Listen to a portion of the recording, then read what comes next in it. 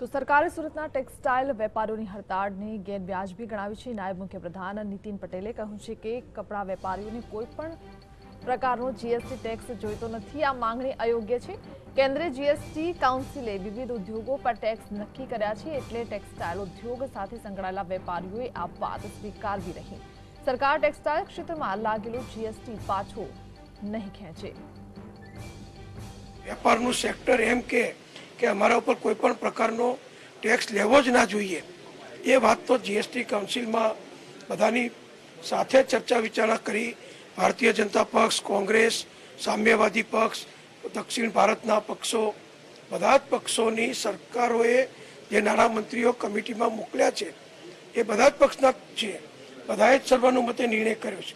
એ નિર્ણય પ્રમાણે કોઈ પણ ચીજ વસ્તુ પર ટેક્સ ન લગાવવો એ માગણી અત્યારે હાલ ઉચિત, જરા અને વ્યાજબી